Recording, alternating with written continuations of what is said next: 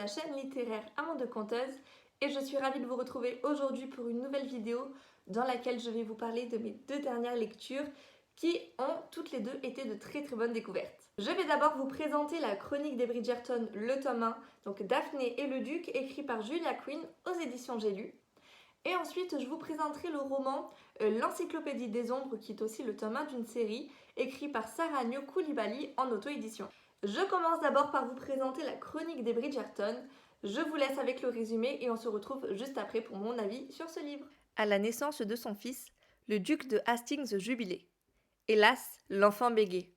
Affront insupportable pour le duc qui l'a renié sans pitié. Le jeune Simon a donc grandi, solitaire et assoiffé de revanche. Après de brillantes études, il a bourlingué de par le monde jusqu'à la mort de son père, et c'est désormais porteur d'un titre prestigieux qu'il revient en Angleterre où il est assailli par une horde de mères prêtes à tout pour marier leur fille. Mais Simon ne s'intéresse pas aux débutantes, sauf peut-être à Daphné Bridgerton, qu'il a rencontrée dans des circonstances cocasses. Comme Simon, elle voudrait qu'on la laisse en paix. Une idée machiavélique naît alors dans l'esprit du duc. La chronique des Bridgerton, c'est une série qui est devenue super populaire grâce à son adaptation à la télé. Donc effectivement, il y a quelques mois, cette série est sortie sur Netflix, en tout cas la saison 1, mais il faut dire qu'elle a eu tellement de succès que Netflix a déjà annoncé la sortie de la saison 2, de la saison 3, de la saison 4 et des suivantes. Franchement, c'est une très bonne nouvelle pour cette série. Mais moi, je suis quand même très frustrée parce que autant au bout de quelques semaines, Netflix a déjà annoncé la suite de cette série, autant je parle de Julie et les fantômes. J'ai vu la saison 1 qui était géniale. Ça fait déjà des mois qu'elle est sortie et Netflix n'a toujours pas annoncé la suite. Voilà, donc je suis quand même très frustrée, mais ça reste quand même une très bonne nouvelle pour cette série. Moi, j'ai une question. Est-ce que vous saviez que la série La Chronique des Bridgerton est déjà sortie aux éditions J'ai lu depuis 2016? Est-ce que vous le saviez ou pas? Heureusement que Netflix est là pour nous donner envie de lire maintenant cette saga, parce que sinon je peux vous dire qu'on serait très nombreux à être passés à côté d'une vraie pépite. Dans cette histoire, on suit la vie d'une famille aisée à Londres dans les années 1800 et plus particulièrement durant la saison des bals. Clairement, il s'agit d'une famille plutôt nombreuse puisqu'elle compte 8 enfants. Et ce premier tome se concentre sur Daphné qui, comme toutes les femmes bonnes à marier de son âge, doit se soumettre à toute une année de festivités avec des bals en tout genre pour espérer trouver un bon parti. En parallèle de cette histoire, on rencontre le duc de Hastings. Voilà une photo de l'acteur qui incarne le duc dans la série, qui revient pour la première fois à Londres depuis de nombreuses années.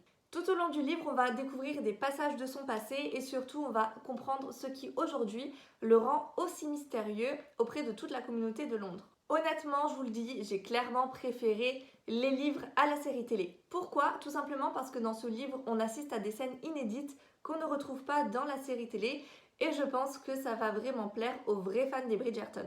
Alors c'est vrai que contrairement à l'adaptation télé qui va présenter chacun des membres de la famille Bridgerton ainsi que des personnages extérieurs à cette famille, dans le livre, on va vraiment quasiment exclusivement se concentrer sur Daphné et le duc. Si les autres protagonistes sont mentionnés de temps en temps, il n'en reste pas moins superficiel dans ce roman. Mais n'ayez crainte, dans les livres pour retrouver les membres du clan Bridgerton, il vous suffit tout simplement de continuer la série, puisqu'en fait chacun des tomes se concentre sur un personnage particulier. Franchement, moi je ne peux que vous recommander de lire les livres et de regarder la série télé parce que les deux sont vraiment complémentaires. Mais si vous commencez par la série télé, vous allez être forcément spoilé sur les livres parce qu'il y a un élément assez important dans toute la série Les Bridgerton qui est révélé dans le dernier épisode de la saison 1 et qu'on ne retrouve pas dans le tome 1. Donc forcément, si vous regardez en premier la série, vous allez être spoilé sur le livre, mais c'est pas quelque chose de trop important. Donc vous pouvez très bien lire les livres et regarder la série. Après avoir vu la série télé, je peux vous dire que j'ai qu'une hâte, c'est de découvrir l'histoire de Colin. Parce que franchement, moi, c'est mon Bridgerton préféré. N'hésitez pas à me laisser un petit commentaire pour me dire, vous, qui est votre Bridgerton préféré pour qu'on puisse un petit peu en discuter. Maintenant, je passe à ma deuxième chronique. Donc, comme je vous le disais tout à l'heure, c'est le roman L'Encyclopédie des Ombres, le tome 1, écrit par Saranio Coulibaly en auto-édition. Je commence par vous lire le résumé et ensuite je vous donne mon avis sur ce livre. Rebecca est une jeune gothique noire qui a longtemps été persécutée par ses camarades à cause de son style de vie et de ses choix peu communs. En Picardie, Rebecca a échappé à un accident mortel. un jeune homme aux allures de vampire lui a sauvé la vie. Suivie par un psychologue depuis ce jour-là, elle est convaincue que les vampires existent.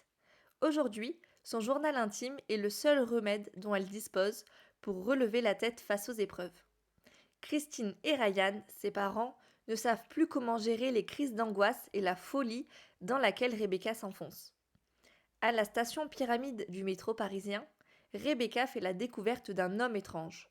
Ce dernier porte les mêmes caractéristiques qu'un vampire et va la convaincre de chercher enfin les origines de son mal-être, là où tout a commencé. Je remercie Sarah Nio Koulibaly pour m'avoir envoyé son roman parce que vraiment j'ai pris beaucoup de plaisir à découvrir son histoire. Vous avez là une petite brique de plus de 400 pages et pour ceux qui me connaissent déjà, vous savez que moi j'adore les pavés, surtout quand il s'agit de fantasy parce que quand on lit ce genre de livre, on s'attend à retrouver un univers super riche, super détaillé et donc avec énormément de pages. Dans ce roman, on suit l'histoire de Rebecca, une adolescente un peu en marge de la société, puisqu'elle n'a pas beaucoup d'amis, elle a un look bien à elle et elle ne se sent clairement pas à sa place dans sa vie. Et en même temps, c'est normal parce qu'elle va très vite découvrir qu'elle ne fait pas vraiment partie du monde des humains. Cette prise de conscience se révèle petit à petit suite à divers événements assez étranges qui se passent au début du livre et suite au questionnement de Rebecca. L'héroïne va plonger peu à peu dans un univers complètement différent de celui qu'elle connaît, rempli de peuples surnaturels comme des trolls, des sorciers et des vampires. Et sachez que ces derniers ne sont pas vraiment beaucoup aimés dans cet univers parallèle et des chasseurs sont carrément formés pour pouvoir les éradiquer. Pour vous parler un petit peu des chasseurs, il faut dire que chacun a ses spécificités. Vous pouvez retrouver des chasseurs normaux, des chasseurs illusionnistes, des métamorphes, des fantômes, etc. Il existe vraiment tout un panel de chasseurs et chacun possède une arme particulière.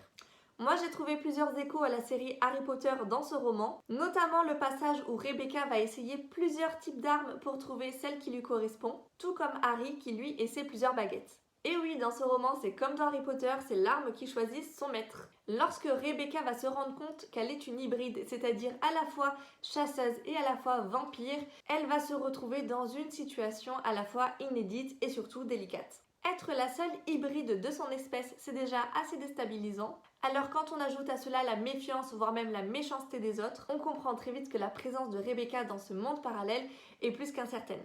Rebecca va trouver de l'aide dans ce monde qui lui est totalement inconnu pour le moment, grâce à un livre bien mystérieux.